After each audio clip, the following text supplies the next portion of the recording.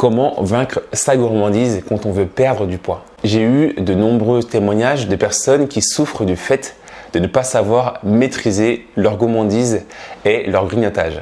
Le problème de la gourmandise, c'est que ça fait du bien sur le moment, à très court terme.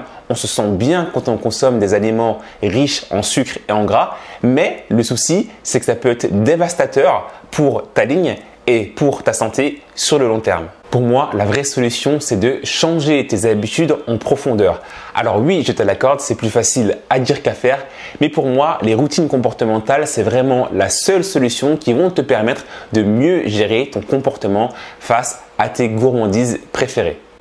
Et donc, je vais te donner 5 clés qui vont te permettre de le faire. Reste bien jusqu'à la fin parce que la 5e est pour moi de loin la plus importante. Si tu as cliqué sur cette vidéo, c'est que tu t'intéresses à la perte de poids sans régime. Tu es au bon endroit car ici, on ne parle que de ça. Alors maintenant, tu as 2 choses à faire. La première, c'est de t'abonner à cette chaîne pour recevoir du contenu de qualité au moins une fois par semaine. Et deuxième chose, télécharge mon nouveau livre qui s'appelle « Les 10 stratégies les plus efficaces pour dompter sa gourmandise ». C'est un petit livre qui se lit en moins de 20 minutes et qui va te permettre de mettre en place des stratégies concrètes dans ton quotidien pour mieux maîtriser tes gourmandises et perdre du poids. Pour le recevoir, rien de plus simple.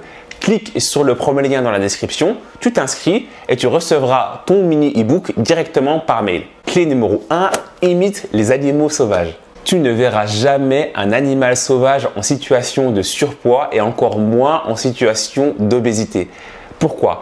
Car les animaux sauvages savent s'arrêter lorsqu'ils ont fini de manger et lorsqu'ils sont rassasiés. Regarde un exemple, lorsque le lion a fini de dévorer la gazelle qu'il a chassée, il laisse les restes aux charognards comme par exemple les vautours ou les hyènes. Du coup, il ne se suralimente pas en calories par rapport à ses besoins journaliers et c'est ça qui lui permet de rester en forme pour chasser de nouvelles gazelles.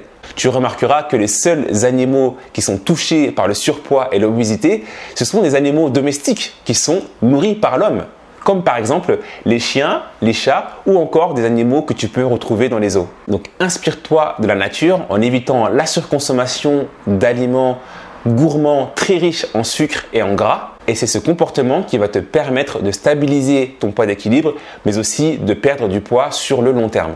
Clé numéro 2, ose dire non. Lorsqu'on a des kilos en trop, on a tendance à se replier sur soi-même et à perdre confiance en soi. Et du coup, on n'ose plus dire non. Ça t'est peut-être déjà arrivé à un repas de famille quand ta belle-mère te demande de reprendre plusieurs parts de gâteau qu'elle a réalisé. Et là, c'est la porte ouverte à la prise de poids. Et donc, la prochaine fois que ça t'arrive, remercie-la pour sa proposition et réponds-lui tout simplement « non merci ». Et au besoin, n'hésite pas à lui expliquer pourquoi. Sache que l'honnêteté est toujours la meilleure des solutions et t'inquiète pas, ta belle-mère va continuer à t'aimer même si tu ne reprends pas 10 parts de son bon gâteau. Stratégie numéro 3, fais bien la différence entre la faim et la gourmandise. La gourmandise commence quand on n'a plus faim, disait Alphonse Daudet. Pour ne pas tomber dans les pièges de la gourmandise, apprends à écouter tes sensations alimentaires. L'idée, c'est que tu puisses avoir le meilleur comportement par rapport aux signaux que ton corps t'envoie. La faim, c'est une sensation désagréable qui vient du ventre et qui se manifeste en règle générale par des gargouillis, mais également par un état de fatigue. Mais en vrai, chacun a sa propre façon de la ressentir. C'est une sensation qui est tout à fait normale parce qu'elle répond à un besoin vital, à un besoin élémentaire qui est celui de se nourrir. La gourmandise, c'est quand tu manges avec avidité et excès. Et quand tu es gourmand, tu ne manges pas pour répondre à un besoin élémentaire qui est celui de te nourrir. En général, tu réponds plutôt à une envie ou à une émotion. Et donc, la prochaine fois que tu manges, pose-toi vraiment cette question et joue le jeu. Est-ce que je mange vraiment parce que j'ai faim ou est-ce que je mange parce que j'ai plutôt une envie de gourmandise? Clé numéro 4, sois discipliné. Dans tous les domaines de la vie, on a besoin d'avoir un cadre, on a besoin d'avoir des règles, que ce soit dans ta vie de couple, dans ta vie de famille, au travail ou même dans la rue. Car s'il n'y a pas de règles, c'est la voie royale à l'anarchie et au désordre. C'est comme pour un gâteau. Si tu ne respectes pas les temps de cuisson, les ingrédients et les quantités qu'on te demande dans la recette, ton gâteau ne ressemblera pas à ce que tu voulais avoir. Donc fais la même chose pour toi. Impose-toi des règles, impose-toi des limites, car sinon tu risques de prendre des kilos à cause de ta gourmandise excessive. Par exemple, pas plus d'un carré de chocolat par jour. Vraiment, mets-toi dans la peau d'un automobiliste, ne dépasse pas les 50 km/h en ville parce que sinon tu risques de te faire flasher et de devoir payer une amende à la police.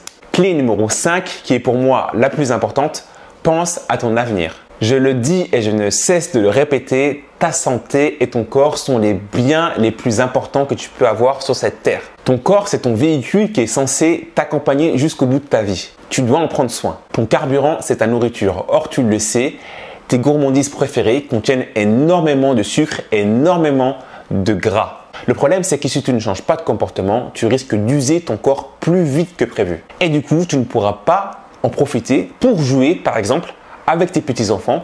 Alors, si tu ne veux pas en arriver là, ne perds pas de temps, prends action maintenant, mets en œuvre toutes les stratégies que je t'ai énoncées pour pouvoir mieux maîtriser ta gourmandise. Et toi qui m'écoutes, quelles sont tes difficultés aujourd'hui pour pouvoir mieux gérer ta gourmandise? Mets-le dans les commentaires pour qu'on puisse en discuter. Si tu veux aller plus loin, je t'invite vraiment à télécharger mon livre. Clique sur le lien dans la description pour ça, pour avoir d'autres stratégies complémentaires qui pourront t'aider.